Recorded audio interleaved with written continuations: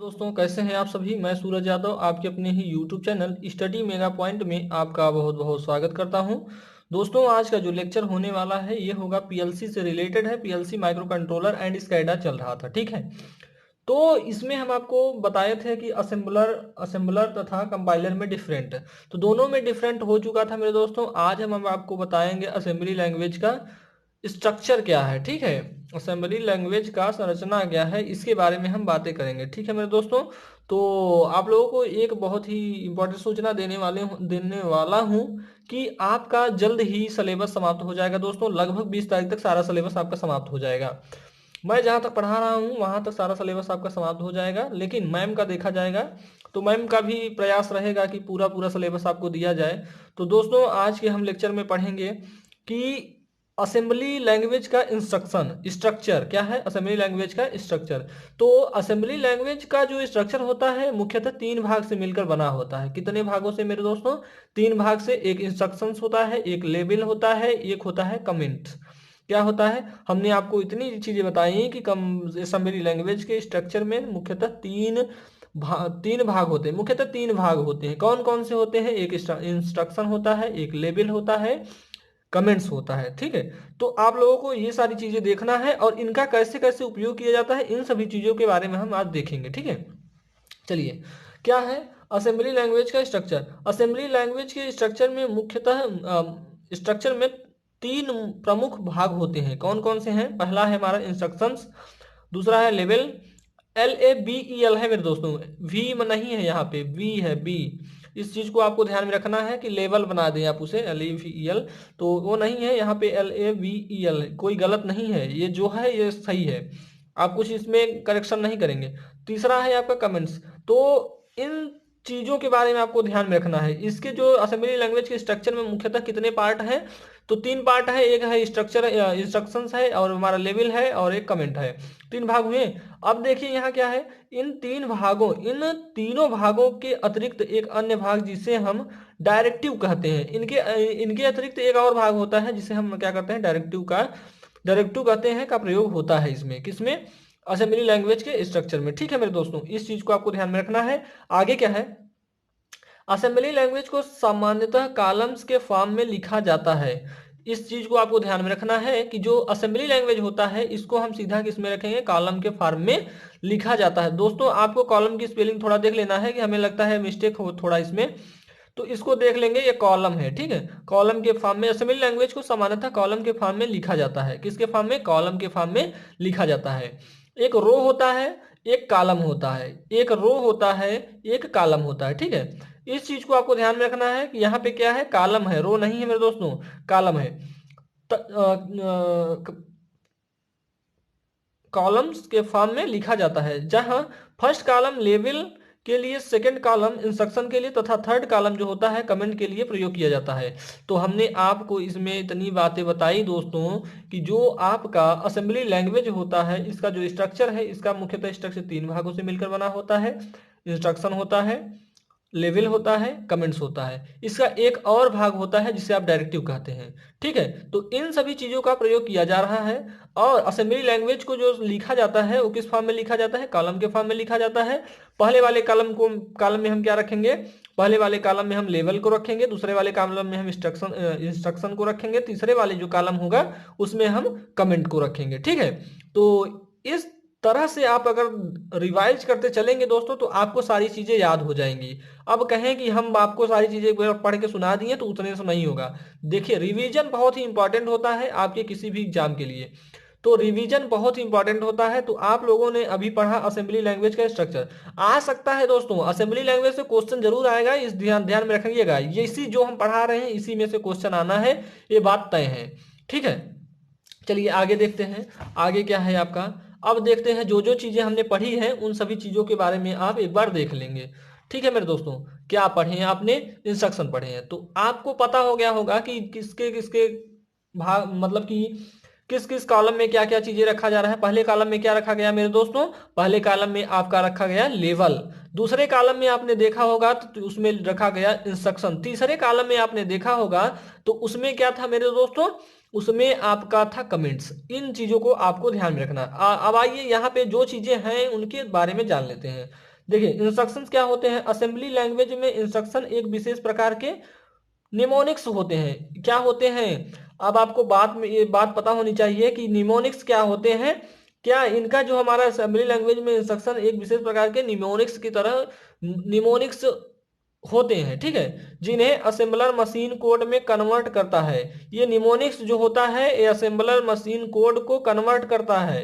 इन देखिए अब क्या है, इंस्ट्रक्शंस का कार्य माइक्रो कंट्रोलर को किसी टास्क को कराने के लिए निर्देशित करना होता है। यानी हमारे कहने की बात है कि जो इंस्ट्रक्शन होता है यह माइक्रो कंट्रोलर को किसी कार्य को, ठीक है, कोई टास्क है उसको निर्देश देने के लिए इसका प्रयोग किया जाता है। तो इसमें कुछ चीजें दिखी हुई हैं, इनको थोड़ा देख लेंगे। एमओवी दिया है R7 R6 MOV the data of R7 T0 R6। ये सभी क्या है मेरे दोस्तों, इंस्ट्रक्शन है, एक प्रकार के निर्देश हैं, ठीक है, क्या है, इंस्ट्रक्शन है सब। तो इन चीजों के बारे में ध्यान में रखेंगे आप लोग। अब आती है लेवल की बात। तो लेवल क्या है, लेवल फाइनल प्रोग्राम में शामिल नहीं होते हैं। यानी ये जो हमारा लेवल होता है ये फाइनल प्रोग्राम में शामिल नहीं होते हैं। इनका प्रयोग प्रोग्रामर द्वारा किसी कोड को कोई अर्थपूर्ण नाम या टैग देने के लिए किया जाता है। लेवल किसी एड्रेस को प्रभावित नहीं करते हैं। लेवल के बाद हमेशा कॉलम, यही डॉट, देखिए यहाँ पे कॉलम एक चिन्ह बनाएंगे, यहाँ पे डबल डॉट का प्रयोग किया, यानी कॉलम का प्रयोग किया जाता है, ठीक है, MN होता है शायद, ठीक है मेरे दोस्तों। तो इसमें इस चीज को आपको ध्यान में रखना है। हमने क्या बताया, जो हमारा ये हमारा क्या कहते हैं लेवल्स होता है, यह फाइनल प्रोग्राम में शामिल नहीं होता है। यह फाइनल प्रोग्राम में शामिल नहीं होता है मेरे दोस्तों। इसका प्रयोग आप क्या करते हैं, टैग के लिए, टैग देने के लिए इसका प्रयोग करते हैं। क्या देने के लिए, टैग देने के लिए इसका प्रयोग करते हैं। अब बात आती है यहाँ पे देखेंगे, लेवल्स किसी एड्रेस को प्रभावित नहीं करते हैं। और इसको लिखने का ढंग क्या होता है, इसको किस प्रकार से लिखा जाता है, कॉलम बना के दो डॉट लगा देंगे का प्रयोग किया जाता है। तो आप इस चीज को ध्यान में रख लीजिए। हर यहाँ पे दिया है, लेवल दिया है, जंप दिया है और इंस्ट्रक्शन दिया है। इन सभी चीजों को देख लेंगे और समझ लेंगे। आगे क्या है, कमेंट है हमारा। अब क्या है, कमेंट है। कमेंट क्या है, असेंबली लैंग्वेज में कमेंट्स का प्रयोग सेमी कॉलम, ये देखिए एक, देखिए सेमी कॉलम का वो क्या होता है सिंबल, देखिए ऐसे होता है, एक डॉट होगा उसके बाद कामा का चिन्ह होगा, वो भी किसमें, कॉलम में, के साथ किया जाता है। अब देखिए ये इसमें क्या हमें ध्यान में रखना है, हमें बस इतना ध्यान में रखना है, सेमी कॉलम के रूप में, सेमी कॉलम के साथ किया जाता है इसे असेंबली लैंग्वेज के कमेंट में, ठीक है। कमेंट को हमेशा सबसे दाहिनी ओर लिखा जाता है। कमेंट को किधर लिखा जाएगा, दाहिनी ओर लिखा जाएगा। इस चीज को आपको ध्यान में रखना है, ठीक है। तो आप लोग देख लीजिए, ऐड दिया है यहाँ पे। अब देखिए दाहिनी तरफ लिखा हुआ है कि नहीं मेरे दोस्तों, ये सब सारी चीजें कहाँ लिखी हैं, दाहिनी तरफ लिखी हुई हैं। जैसे R16 है, R18 है, और यहाँ पे देखिए ये लिखने का तरीका क्या है, कामा, यहाँ पे पहले एक डॉट लगाइए फिर कामा दीजिए, add the contents of register 16 and इस प्रकार से 18। आइए चलिए आगे की तरफ देखते हैं। अब यहाँ पे दिया है असेंबलर डायरेक्टिव्स। क्या है असेंबलर डायरेक्टिव्स, इसे भी देख लेते हैं, ठीक है मेरे दोस्त। आइए, असेंबलर डायरेक्टिव्स ऐसे इंस्ट्रक्शन होते हैं जिनके द्वारा असेंबलर विभिन्न प्रकार के टास्क परफॉर्म करता है। क्या है मेरे दोस्तों, यह एक ऐसा इंस्ट्रक्शन होता है जिसके द्वारा क्या करता है, असेंबलर विभिन्न प्रकार के टास्क को परफॉर्म करता है, ठीक है।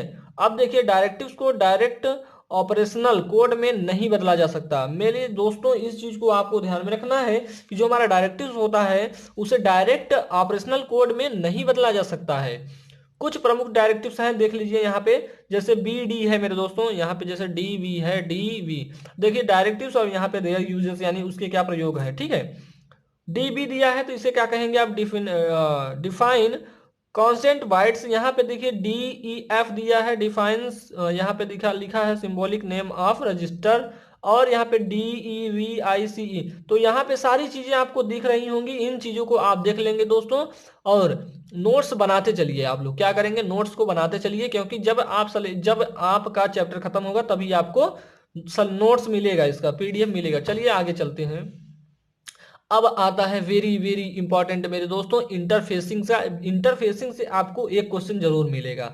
इंटरफेसिंग से मेरे दोस्तों एक क्वेश्चन आपको जरूर मिलेगा, ये बात आप ध्यान में रख लीजिएगा कि इंटरफेसिंग से आप सोचें कि ना क्वेश्चन मिले, तो इंटरफेसिंग से क्वेश्चन जरूर मिलेंगे, ठीक है। आइए देखते हैं interfacing of keypad using micro controller 8051। तो क्या है इसके बारे में थोड़ा ध्यान में रखेंगे कि जो हमारा interfacing of keypad using micro controller 8051, तो इसमें क्या है क्या नहीं है इसके बारे में हम ध्यान में रखेंगे। अभी कीपैड स्विचों का एक समूह होता है। अभी कीपैड की बात की जा रही है इंटरफेसिंग के लिए, तो कीपैड यहाँ पे देखेंगे कीपैड स्विचों का एक समूह होता है जो एक निश्चित क्रम में व्यवस्थित रहता है। माइक्रो कंट्रोलर 8051 द्वारा कीपैड की इंटरफेसिंग की जाती है। तो आपने अपने मोबाइल में जैसे कि देखा होगा, तो इसमें क्या होता है कि हम जो भी यहाँ पे देखिए ये सभी स्विचेस हैं, क्या हैं, ये सभी स्विचेस हैं 0 1 2 3 4 5 6। अब यहाँ पे इन सभी चीजों को ध्यान में रखेंगे तो आपको सारी चीजें समझ में आएंगे। देखिए जैसे हम ये इस बटन को प्रेस करते हैं तो यहाँ भी इस प्रकार के हमारे कुछ होते हैं डाटाज। तो उसमें क्या होता है, हमें कुछ मिलता है, जैसे आप अपने मोबाइल के किसी भी बटन को दबाते हैं तो आपके स्क्रीन पे दिखाई देता है। सेम उसी प्रकार है मेरे दोस्तों, तो यहाँ पे एक VCC यानी वोल्टेज सोर्स देते हैं और यहाँ पे हमारे कुछ डाटा बसेस हैं, इनको देख लीजिए, ठीक है। तो इस चीज को आपको ध्यान में रखना है। आगे चलते हैं, इसमें केवल आपको ये ध्यान में रखना है कि आपको क्या बनाना है, आपको यही सारे बनाना है कि आपको जो भी चीजें दिया हुआ है यहाँ पे देखेंगे ये सभी स्विचों को लगा दीजिएगा और जो नंबर है उनको दिखा दीजिएगा बस। उसके आगे क्या है आइए देखते हैं। आगे की सारी चीजों को यानी हमें थ्योरी से मतलब है और जो भी चित्र है उसको बना लेंगे आप लोग, इतना भी नहीं कि चित्र ही ना बनाए। कीपैड देखिए यहाँ पे कीपैड की 8051 माइक्रो कंट्रोलर के साथ इंटरफेसिंग करने के लिए निम्नलिखित पदों का प्रयोग किया जाता है, ठीक है। क्या किया जाता है, निम्नलिखित पदों का प्रयोग किया जाता है इंटरफेसिंग के लिए। पहला है हमारा कीपैड को 8051 माइक्रो कंट्रोलर द्वारा इंटरफेस करने के लिए कीपैड के 8 टर्मिनल को माइक्रो कंट्रोलर के किसी पोर्ट के साथ कनेक्ट किया जाता है। तो दोस्तों ये हमारा हो गया, इसके 8 टर्मिनल हैं। कितने हैं, 8 टर्मिनल, 1 2 3 4 5 6 7 8। तो 8 टर्मिनल है, कितने हैं, 8 टर्मिनल है, इनको देख लेंगे आप। तो आठों टर्मिनल से क्या होता है, माइक्रो कंट्रोलर का किसी भी पोर्ट से कनेक्शन होता है, या इससे कनेक्शन होगा या इससे कनेक्शन होगा, यही कह रहा है। किसी पोर्ट के साथ कनेक्शन करते हैं, किसी भी पोर्ट के साथ हम क्या करते हैं, कनेक्शन करते हैं, ठीक है। आठों टर्मिनलों को माइक्रो कंट्रोलर के किसी भी, देखिए माइक्रो कंट्रोलर के किसी भी पोर्ट से क्या करते हैं, कनेक्ट करते हैं, ठीक है। दूसरा पॉइंट है जब यहाँ पे देखेंगे, जब कोई बटन प्रेस की जाती है तब उस बटन की स्थिति ज्ञात करने के लिए उस बटन के रो कॉलम को यहाँ पे देखेंगे, फिर से देखेंगे, जब बटन प्रेस की जाती है तब उस बटन की स्थिति ज्ञात करने के लिए उस बटन के रो तथा कॉलम को आइडेंटिफाई किया जाता है। क्या किया जाता है, आइडेंटिफाई किया जाता है मेरे दोस्तों। तो यहाँ पे क्या किया जाता है, कोई भी रो यानी बटन को जब हम प्रेस करते हैं तो क्या होता है कि जो हमारा कॉलम, रो और कॉलम का होता है, वो क्या करता है, आइडेंटिफाई करता है। क्या करता है, आइडेंटिफाई करता है। और वो क्या करता है, हमारे जो जो हमारा माइक्रो कंट्रोलर का पोर्ट होता है वहां पे सारी चीजों का कार्य चलता रहता है। आगे चलते हैं मेरे दोस्तों, तो यहाँ पे थर्ड पॉइंट है हमारा कि इसके लिए सर्वप्रथम सभी रोज को लॉजिक 0 पर रखते हैं, यानी जो भी हमारा यहाँ पे जो भी हमारे लॉजिक होंगे उनको क्या रखेंगे, 0 पे रखेंगे, तथा कॉलम की जो लॉजिक होगी उसे 1 पर रखते हैं। इस चीज को आपको ध्यान में रखना था। आगे है मेरे दोस्तों, आगे है आपका कि आगे चौथा पॉइंट है मेरे दोस्तों, जब बटन को पुश किया जाता है, यानी जब हमारी बटन जो होती है उसको पुश किया जाता है, तब उस बटन के रो तथा कॉलम आपस में शॉर्ट सर्किट हो जाते हैं। यानी जब हमारी बटन को पुश किया जाता है तो रो और कॉलम क्या होते हैं, आपस में शॉर्ट सर्किट हो जाते हैं, ठीक है। जिस कॉलम में शॉर्ट सर्किट होता है, देखिए क्या हुआ कि हम पहले क्या बताएं आपको कि जब हम आपको बटन को प्रेस कर दिए यानी दबा दिए तो क्या हुआ, हमारा रो और कॉलम क्या हुआ, शॉर्ट सर्किट हो जाते हैं, जिस कारण हमारा रो और कॉलम क्या हो जाता है, शॉर्ट सर्किट हो जाता है। वह लॉजिक 0 पर आ जाता है, यानी जो हमारे वो होते हैं, जो हमारे क्या कहते हैं, जो D1 D2 D3 D0 ये सब सारी चीजें दी हुई हैं वो किस पे आ जाती है, लॉजिक 0 पर आ जाती हैं। इस प्रकार कॉलम को आइडेंटिफाई कर लिया जाता है, यानी जो हमारा कॉलम होता है उसे क्या कर लेते हैं, आइडेंटिफाई कर लेते हैं, हमारा यही कॉलम है। अगला पॉइंट है मेरे दोस्तों, इसके पश्चात रो को ज्ञात करने के लिए सभी कॉलम को लॉजिक 0 पर तथा सभी रो को लॉजिक 1 पर लाया जाता है। इस प्रकार बटन को पुश करने पर देखिए यहाँ पे इसमें क्या है, इन सभी चीजों को भी आप इसमें ध्यान में रखेंगे। इसके पश्चात क्या होता है, फिफ्थ पॉइंट है हमारा, इसके पश्चात रो को ज्ञात करने के लिए सभी कॉलम को लॉजिक 0 पर तथा सभी रो को लॉजिक 1 पर रखा जाता है। यानी सभी स्थितियों को ज्ञात करने के लिए हम क्या करते हैं, लॉजिक 0 तथा जो हमारा कॉलम के लिए लॉजिक 0 रखते हैं और रो के लिए हम लॉजिक 1 रखते हैं। ठीक है, अब नेक्स्ट पॉइंट है, इस प्रकार बटन को पुश करने पर जिस रो में बटन उपस्थित होती है शॉर्ट सर्किट होने के कारण वह रो लॉजिक 0, यहाँ पे क्या है, लॉजिक 0 पर आ जाती है। इस प्रकार रो को भी आइडेंटिफाई कर लिया जाता है। पहले हम कॉलम को आइडेंटिफाई कर लेते थे, भी अब क्या कर रहे हैं, रो को आइडेंटिफाई कर रहे हैं। तो मेरे दोस्तों इस चीज को आपको ध्यान में रखना है। आगे क्या है, नेक्स्ट पॉइंट है आपका, रो तथा कॉलम दोनों के आइडेंटिफाई होने पर रिलेटेड बटन का सिंबल डिस्प्ले पर शो होने लगता है। यानी जब हमारी सारी चीजें हो जाती हैं तो क्या होता है, हमारा जो सिंबल डिस्प्ले होता है उस पर सारी चीजें क्या होती हैं, शो होने लगती हैं। तो वही चीजें दिखाई जा रही थी आपको। अब दोस्तों आपको बताया जाएगा interfacing of 7 segment display. Very important है मेरे दोस्तों, ये आने की संभावना है। तो इसमें से हम आपको बताएं, जितनी भी इंटरफेसिंग आपको बता रहे हैं इसमें से एक इंटरफेसिंग जरूर आएगी। ठीक है, इसमें से एक इंटरफेसिंग जरूर आएगी। चलिए आज देख लेते हैं हम interfacing of 7 segment display. 7 segment display में 7 एलईडीज को इस प्रकार आपस में कनेक्ट किया जाता है कि उनके द्वारा 0 से लेकर 9 तक के नंबर तथा ए से लेकर एफ तक के अल्फाबेट डिस्प्ले पर डिस्प्ले कराया जा सके। मेरे दोस्तों इसमें एक चीज आपको ध्यान में रखना है, 7 सेगमेंट क्या होता है कि इसमें 0 से लेकर 9 तक के नंबर आएंगे और क्या होगा, ए से लेकर एफ तक का अल्फाबेट्स आएंगे। ठीक है, और जो हमारे 7 सेगमेंट होते हैं वो 2 प्रकार के होते हैं। ये आपने कहाँ पढ़ा होगा मेरे दोस्तों, एनालॉग डिजिटल इलेक्ट्रॉनिक्स में पढ़ा होगा 7 सेगमेंट। एक होता है कॉमन कैथोड, एक होता है कॉमन एनोड। तो इसमें इस चीज को ध्यान में रखना है। आगे क्या है इसको देख लेंगे थोड़ा। कॉमन कैथोड 7 सेगमेंट डिस्प्ले में लॉजिक 1 का प्रयोग होता है। इसमें जो हमारा कॉमन कैथोड है इसमें लॉजिक क्या प्रयोग होता है, 1 प्रयोग होता है, यानी इसी को ट्रू कहते हैं, ट्रू लॉजिक कह सकते हैं, 1 का प्रयोग किया जाता है। तथा कॉमन एनोड 7 सेगमेंट में लॉजिक 0 का प्रयोग किया जाता है। तो ठीक है, तो इसमें इस चीज को आपको ध्यान में रखना है। आगे चलते हैं, आगे है मेरे दोस्तों कि माइक्रो कंट्रोलर 8051 के साथ 7 सेगमेंट डिस्प्ले की इंटरफेसिंग करने के लिए 7 सेगमेंट डिस्प्ले के 7 टर्मिनल, 7 सेगमेंट के 7 टर्मिनल क्या होते हैं, 7 टर्मिनल तथा डेसिमल पॉइंट को माइक्रो कंट्रोलर, यहाँ पे देख लीजिएंगे थोड़ा क्या कर रहा है, डेसिमल पॉइंट को माइक्रो कंट्रोलर 8051 के पोर्ट 1 की पिन के साथ प्रतिरोध यानी रजिस्टर्स के द्वारा जोड़ा जाता है। ठीक है, तो इसमें जो भी पोर्ट होंगे उसको किसके साथ जोड़ा जाएगा, रजिस्टर के साथ जोड़ा जाएगा। तथा कॉमन किए गए टर्मिनल को एलईडी में ग्राउंड कर दिया जाता है। यानी जो हमारा कॉमन होगा उसे क्या कर दिया जाता है, ग्राउंड कर दिया जाता है। ये बना है आपका चित्र मेरे दोस्तों, बहुत ही सुंदर सा प्यारा सा चित्र बना हुआ है, इसको थोड़ा ध्यान में रखेंगे। तो यहाँ पे जो भी चीजें दिखाई दे रही है पहले इस तरफ की चीजों को समझ लेते हैं। यहाँ पे हमारा क्या होता है, एक पुश बटन होता है, एक हमारा ये क्या हो गया, पुश बटन हो गया। ये हमारा एक कैपेसिटर होता है, जिससे क्या कैपेसिटर से हमारा अर्थिंग की होती है।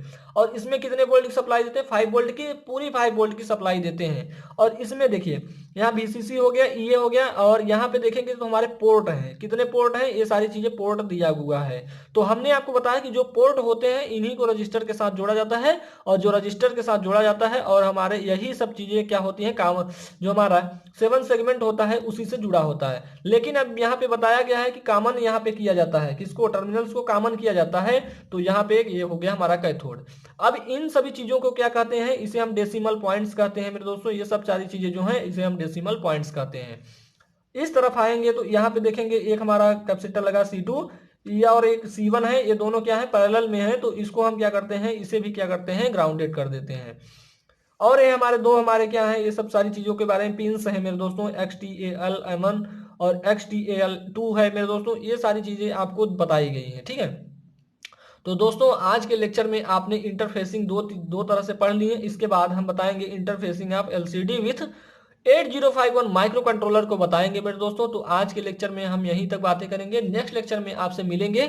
और उसके बाद यह चैप्टर आपका खत्म होगा, उसके बाद नेक्स्ट चैप्टर बचता है आपका स्काइडा। तो स्काइडा भी 2 लेक्चर में आपका समाप्त हो जाएगा, यानी 4 लेक्चर अभी और आना है आपका पीएलसी एंड माइक्रो कंट्रोलर स्काइडा में। ठीक है, चलिए आज के लिए इतना ही, मिलते हैं नेक्स्ट लेक्चर में। जय हिंद, जय भारत। तो दोस्तों आपको अगर अच्छा लगा हो तो शेयर कर दीजिएगा। ठीक है, चलिए, जय हिंद।